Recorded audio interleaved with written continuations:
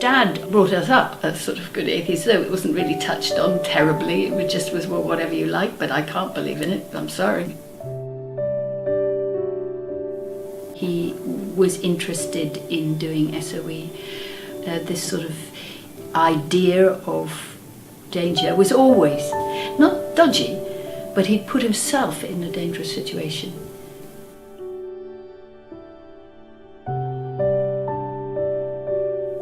And then he got really interested in sailing. And we'd go out when it was blowing up, a heck of a storm, but that was what he liked. But that's him.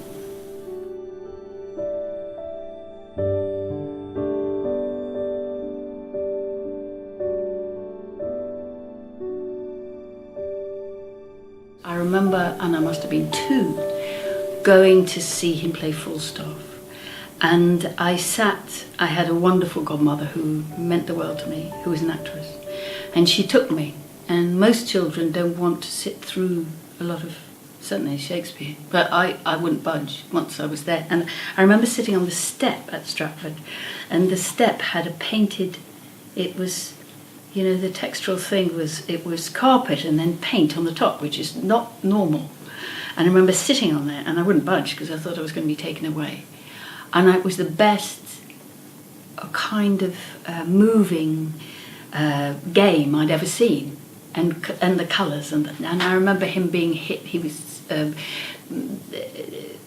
was a bit of whacking going on, though he was padded quite hard. I was very worried he might have been hurt with somebody was hitting him with a stick.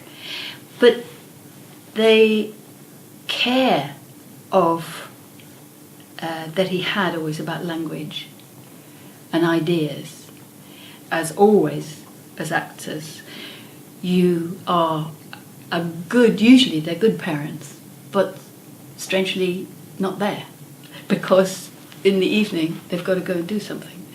So, but he did do the best that he could as a dad. He really did, with all of us. The language was something that he was brought up by his Welsh grandfather, and he was an only child of divorced parents, which in those days was quite rare, and my mum was as well. They both were, and so his world was a very imaginative world, as it usually is, and sort of he was thrown back on himself quite a lot, and he grew up in Southport, which I've just been up in Liverpool, and I kept thinking of him, and I kept walking because I'd gone to see the Liverpool Biennale, and I kept thinking of him a lot because I walked everywhere seeing different art shows, and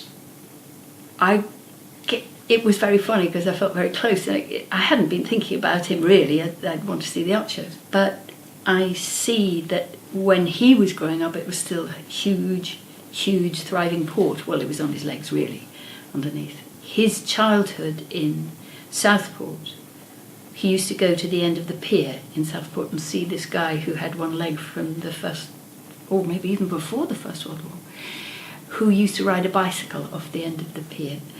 And then somehow he would be fished out, or he'd swim back and get his bicycle back. But he used to do it for pennies. And I remember Dad saying that's how he understood adventure, and that's what he wanted to do with his life. Not have one leg and throw himself off a pier. But actually he did spend most of his time doing very dangerous things and throwing himself off piers, as it were. He did. That was in his nature.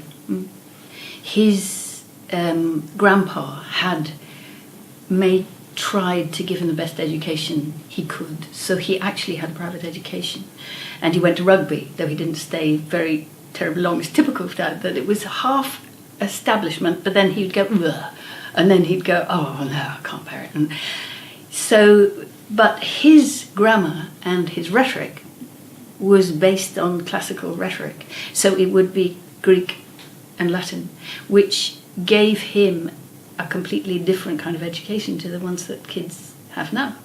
Dad, although he was a good atheist, as I said, he brought us up as sort of good atheists, though it wasn't really touched on terribly. It just was, well, whatever you like, but I can't believe in it, I'm sorry.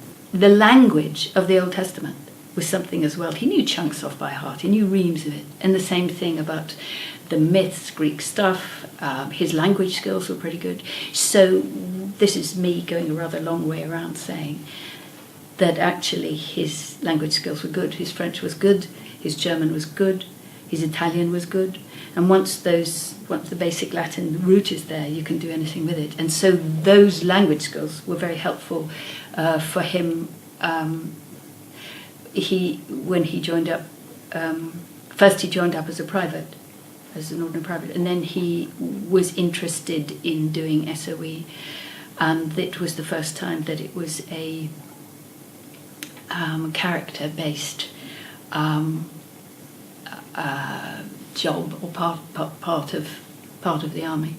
So this sort of resistance, this sort of idea of danger was always. It was just self-selective because he was always interested in it. He would always do things, always do stuff that was a little bit, not dodgy, but he'd put himself in a dangerous situation.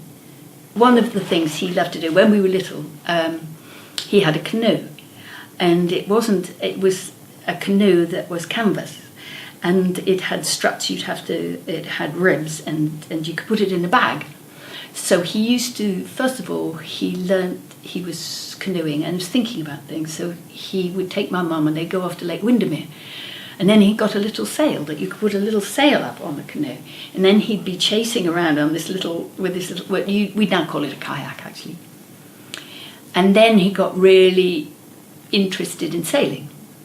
And then we used to sail, and he learnt to sail on a catamaran, which is little. It was, 12 foot, I think, but it could sleep. Most of the family would sleep on this in the hulls.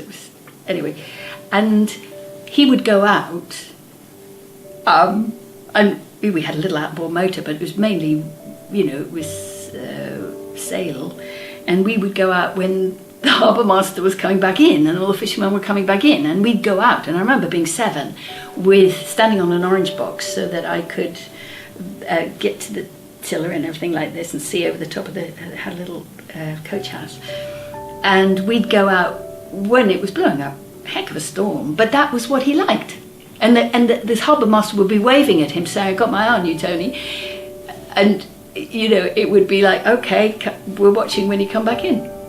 But that's him.